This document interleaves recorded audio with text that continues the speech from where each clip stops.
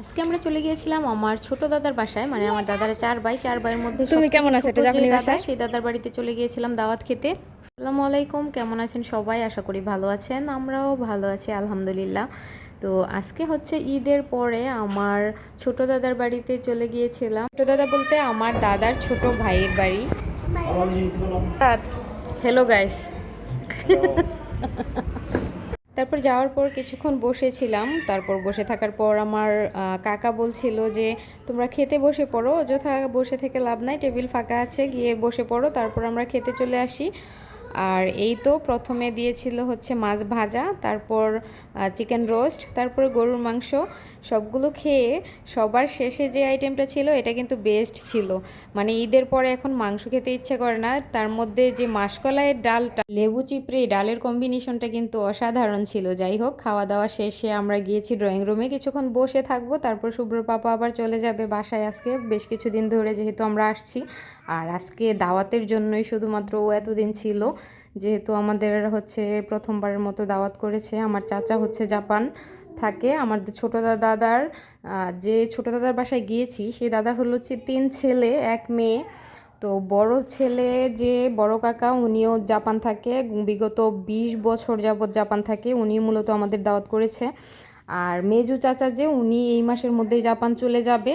আর আমার দাদার যে ছোট ছেলে, আমার ছোট চাচা, উনি জাপান থাকে 9 বছর যাবৎ।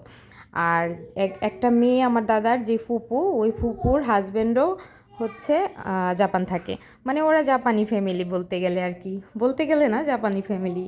তো এই যে বাসায় খাওয়ার সময় একটা জিনিস হচ্ছে নজরে পড়েছে, এত বড় একটা মৌচাক, মৌমাছি বাসাতে একদম মৌ মৌ করছে। অনেক বড় একটা মধুর বাসা, মানে মৌচাকের বাসা। এটা ভাঙলে অনেক মধু পাওয়া যাবে।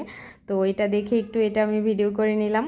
তারপর আমরা মা মেয়েরা শুধু হাঁটছিলাম, কারণ বাসায় যেহেতু অনেক মেহমান। আমার ওই মেজু চাচা হচ্ছে জাপান চলে যাবে সেই উদ্দেশ্যে, এবং বড় চাচা জাপান থেকে এসেছে এই উদ্দেশ্যে। সবাইকে, এই আশেপাশের আত্মীয় স্বজন যারা আছে বা দূরের রিলেটিভ যারা আছে, ওনার শ্বশুর বাড়ি বা নানার বাড়ি, মানে সব রিলেটিভদের আর কি দাওয়াত করেছিল। বাড়ি ভর্তি একদম মেহমান। যেই রুমেই যাচ্ছি সেই রুমেই, সব রুমে কোনো না কোনো মানুষ আছেই, কেউ না কেউ আছেই। তো যার কারণে মানে একদম বসার জায়গা পাওয়া যাচ্ছিল না। বসলে বসতে পারতাম, কিন্তু আমার মেয়ে হচ্ছে টেনে টেনে এদিক সেদিক নিয়ে যাচ্ছে। মানে প্রত্যেকটা রুমে ঘুরে ঘুরে দেখছে, আমিও দেখছিলাম। আর ও সারাক্ষণ হাঁটতেছিল, ওর পিছন পিছন আমিও হাঁটতেছিলাম। এই রুম থেকে ওই রুম হাঁটাহাঁটি করছিলাম। সব কোনায় কোনায় হচ্ছে একদম মেহমানে ভর্তি।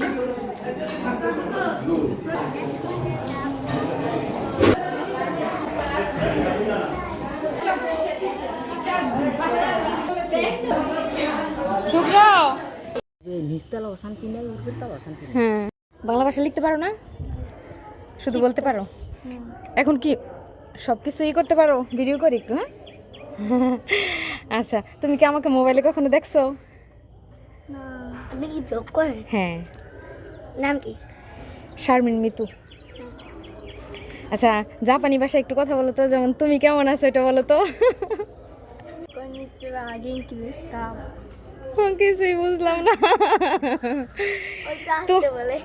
তোমাদের স্কুলে তুমি ছোটবেলা থেকে যেখানে ভর্তি হইছো, ওখানে কি এগুলো শিখাইছে জাপানি ভাষা? এখন তুমি কোন ক্লাসে পড়ো? এখন 7 এ পড়ি। 7-এ? ও, বাংলাদেশের মতোই 6, 7 সব কিছুই আছে?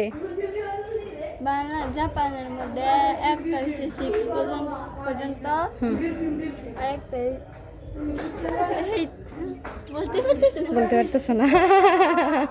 মাঝে মাঝে আটকে যায় বাংলা কথা। আচ্ছা, ঠিক আছে।